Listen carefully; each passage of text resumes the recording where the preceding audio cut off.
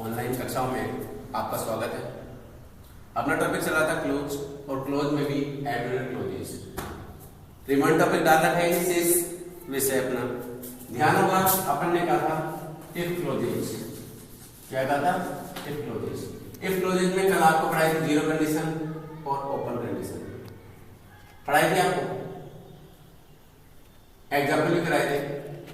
शेष अपने पास कंडीशन तो लगभग ये 16 के लगभग है। कितनी कंडीशन है? 16। अपन ने आज कितनी पढ़ी थी? 7। शेष remain after tomorrow will be remain topic 8 to 16। First zero condition. कल आपको जीरो कंडीशन में बताया था कि प्रेजेंट इंडेफिनेट लिखने की जगह कल मैंने लिखा था वर्ब की first form plus S is oblique do plus verb की first form oblique does plus verb की फर्स्ट फॉर्म। तो देखिए आपको ये दो वाक्य मिलेंगे। कितने मिलेंगे? दो वाक्य। दूसरा वाक्य पहले से भरा हुआ मिलेगा और फर्स्ट वाक्य में आपको क्या भरना पड़ेगा? Present indefinite. क्या भरना पड़ेगा? Present indefinite. ये आपकी क्या थी? Zero condition. क्या थी? Zero condition. इसके अंदर क्या भरना पड़ेगा आपको?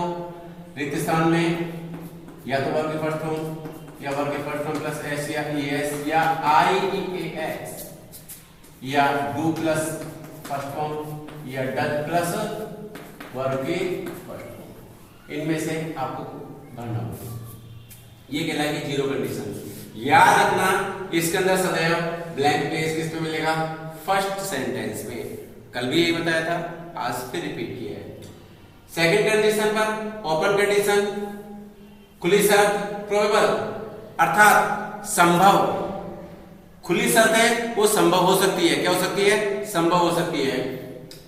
फर्स्ट में प्रेजेंट इंडेफिनेट वही कंडीशन है। फ्यूचर इंडेफिनेट, तो फ्यूचर इंडेफिनेट में आपको क्लियर कर देते हैं। या तो यहां क्या आएगा? विल अथवा शैल प्लस वर्ब की फर्स्ट फॉर्म। प्रेजेंट में वही जो लाइन डली हुई है वही आएगी प्रेजेंट में, कोई कंफ्यूजन नहीं है।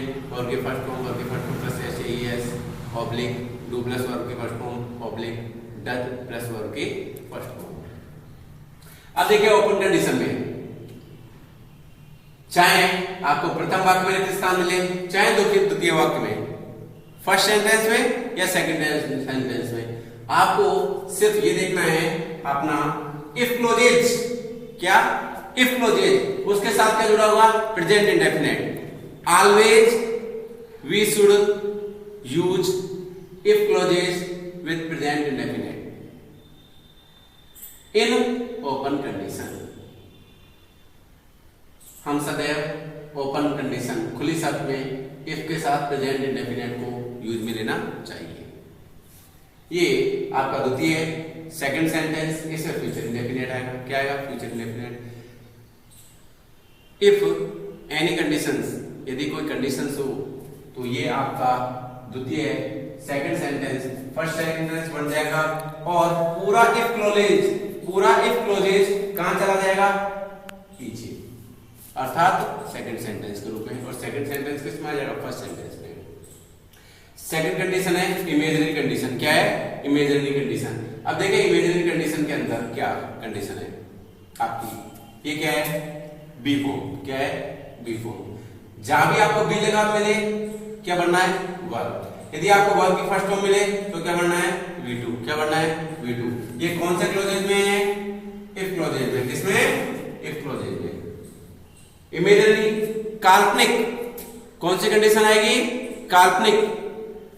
सिर्फ कल्पना कर सकते हैं। आई विश मैं एक पक्षी होता तो उड़ता।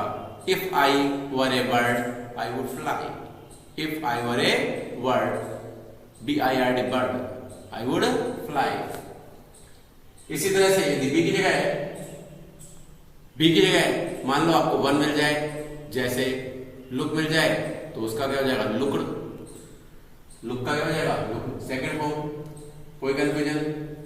अब वही पहले वाली कंडीशन, यदि सेकंड सेंटेंस पहले आ जाता है तो ये इफ क्लोजेज कहां चला जाएगा? पीछे। कहां चला जाएगा? नहीं, सेकंड सेंटेंस की पोजीशन पर। थर्ड है इम्पॉसिबल, असंभव। यदि मैंने कल यह टॉपिक पूरा कर लिया होता तो आज मैं अगला टॉपिक पढ़ाता। क्या ये पूरा हो सकता है क्या? नहीं। वेरी गुड, क्योंकि ये पास्ट की बातचीत हो गई। ये पास्ट पार्टिसिपल है प्लस V3 जहां भी आता है वो पास्ट पार्टिसिपल कहलाता है, मतलब पास्ट की भी पास्ट बन जाना। अतः ये वो स्थितियां होती हैं जो कभी भी संभव नहीं हो सकती, सिर्फ काल्पनिकता से सोची जा सकती हैं। इम्पॉसिबल, इम्प्रोबेबल अर्थात असंभव। यदि मैंने कल यह टॉपिक समाप्त कर दिया होता तो आज मैं नया विषय पढ़ाता, नया टॉपिक पढ़ाता। Use before and after. जब भी आपके बिफोर कॉमे के स्थान पर क्या आएगा? बिफोर, तो उससे पहले वाक्य में हेड प्लस V3 और उसके बाद वाले वाक्य में V2। क्या आएगा? V2। और यदि बिफोर की जगह क्या आ गया आपका? आफ्टर। क्या आ गया? आफ्टर। तो देखिए आफ्टर से पहले V2 और आफ्टर के बाद V3। याद रखना बिफोर आफ्टर के जस्ट अपोजिट है। क्या है? Just opposite. इनमें बहुत कंफ्यूजन रहता है। मैं सिर्फ एक आपसे कहूंगा, एक एग्जांपल याद रखो। The train had gone before I reached station. The patient had died before the doctor केम। यदि आपने इस तरह से एक एग्जांपल याद रखा तो आप बोर्ड के पेपर में 1 अंक प्राप्त कर सकोगे, क्योंकि आपको बता दूं इस तरह की कंडीशंस में आपके 6 एग्जांपलों में से एक एग्जांपल हुआ। ये कंडीशंस मैंने कितने बताए थे? Very good, 16। कितने? 16 में से एक क्वेश्चन कैसे भी अलट के पलट कर किसी भी तरह से पूछा ही नहीं वैसे जाएगा, इनसे बाहर नहीं पूछा जाता एग्रीगेट प्रोजेक्ट में। ये आएगा काय में? टॉपिक अपने टेंस के अंदर पूछा जाएगा। किसमें? टेंस में। किसमें? टेंस में। आगे है use both side V2 and और V2। यदि एंड की जगह कोमा मिले तो भी दोनों स्थितियों में क्या लिखेंगे अपन? V2। क्या लिखेंगे? V2। अब V2 से तात्पर्य क्या है?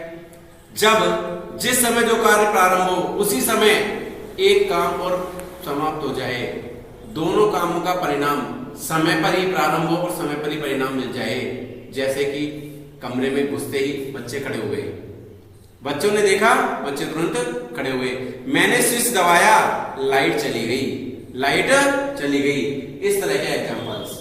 अब मैं आपको प्रत्येक के हिसाब से इस खुले हुए क्षेत्र में एग्जांपल्स लिख रहा हूं। देखिए पहले का एग्जांपल,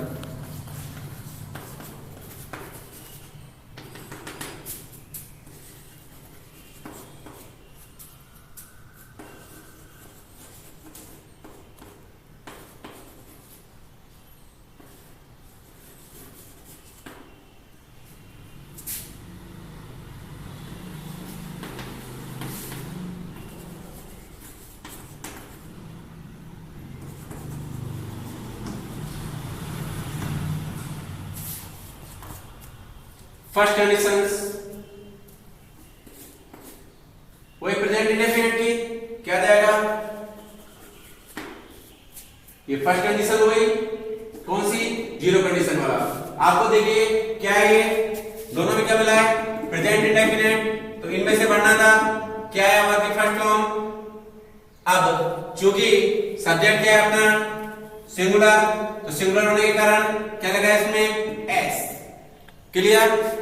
मतलब सिर्फ अपन को इतना सा दिमाग रखना था, ये और इसके आधार पर सिंगुलर प्लूरल देखना था। इतने से के अंदर अपना 1 नंबर पक गया।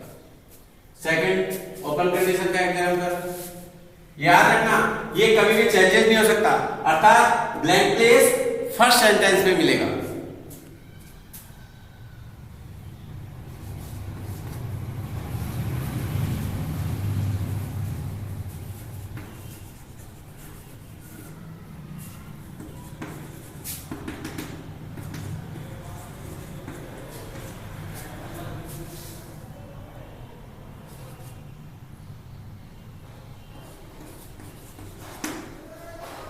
She comes early, वह जल्दी आती है। She blank place get a pen। अब देखिए सीधा if clauses conditions, open condition की इफ के साथ प्रेजेंट इंडेफिनिट है, इफ के साथ प्रेजेंट इंडेफिनिट है, उठा के देखा फ्यूचर इंडेफिनिट बना था, अर्थात क्या बनना था, विल शैल प्लस V1। कोई कंफ्यूजन? भर दीजिए। अब सी के साथ मिलाया है शैल, वेरी गुड, विल, क्योंकि अपन जानते हैं, अपन ने मॉडल में आपको बताया था आई बी के साथ टेंस में क्या बना था, शैल, और से सभी के साथ विल। फर्स्ट पर्सन के साथ वेरी गुड शैल, और सेकंड और थर्ड पर्सन के साथ विल। अंडरस्टैंड? थर्ड नंबर पे इफ क्लोजेज वाला आ गया। क्या आ गया? इफ क्लोजेज वाला। If I were I would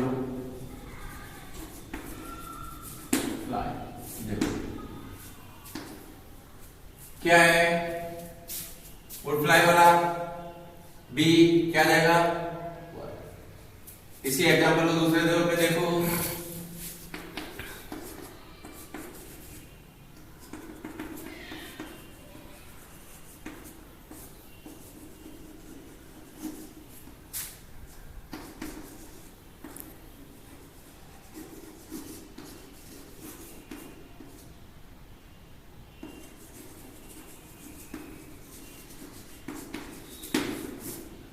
वही है ना, लेकिन यहां पर क्या है, B1, तो क्या भरोगे, और B है तो क्या भरोगे, सेम कंडीशन है ना। इस तरह से आपको एग्जाम में स्पष्ट दिखेगा। क्या जाएगा, सेकंड फॉर्म, सेम कोई कंडीशंस क्लियर। फिफ्थ,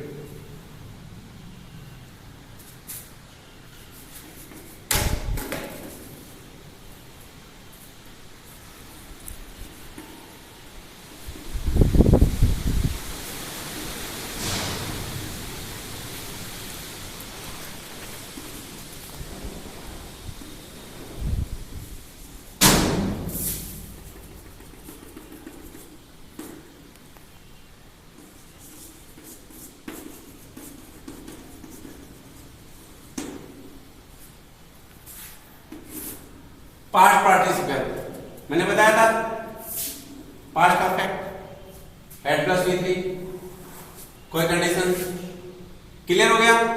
दिमाग में इधर क्या पढ़ना है, क्योंकि ये कौन सा क्लोज है, इफ क्लोज। देखिए if close clear, would have या शुड हैव प्लस V3, इसमें ही के साथ वुड हैव,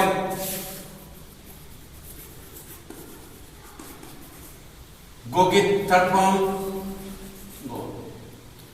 देखिए इसका एक बार अर्थ कर देता हूं, क्योंकि आपके कई बार कंफ्यूजन में रहता है। अर्थ क्या होगा इसका, यदि उसने उसका होमवर्क पूरा कर लिया होता तो वह कल पिक्चर देखने जा चुका होता। यदि कल उसने होमवर्क पूरा कर लिया होता, यदि, स्टार्टिंग कहां से होगा, यदि उसने होमवर्क पूरा कर लिया होता तो वह पिक्चर देखने जाता था। बिफोर और आफ्टर देखिए,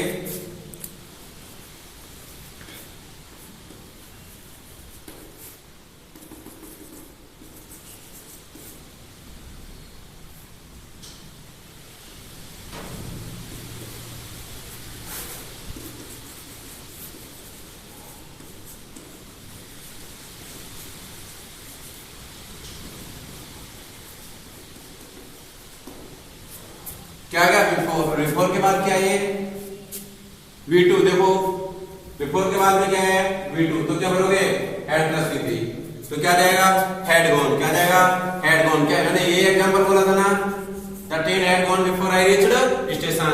इसी तरह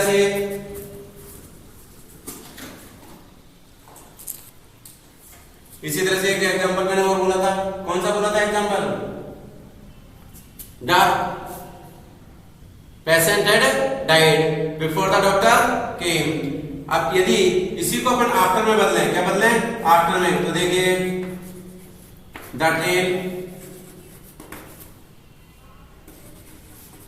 वेंट, AFTR आफ्टर, आफ्टर से पहले V2 आ गया ना, I STATI ब्लैंक प्लेस, और ब्लैंक प्लेस में क्या REACH,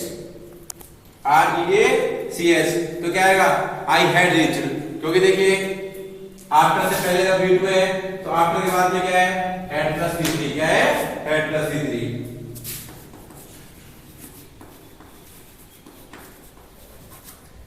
ये सिर्फ अपने पास इस तरह से प्रत्येक का कॉन्सेप्ट माइंड में क्या है क्लियर है, क्या है क्लियर है, तो इनको भरने के अंदर चंद सेकंडों की आवश्यकता है। याद रखना अंग्रेजी के अंदर जब भी आप ब्लैंक प्लेस करोगे यदि फर्स्ट हिट के अंदर आपका क्वेश्चन क्लियर होता है तो ये आंसर क्लियर होगा, वरना नहीं होगा। 8वां द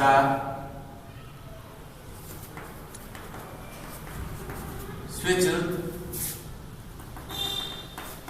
लिट, लिट का तात्पर्य होता है जलाना, है ना।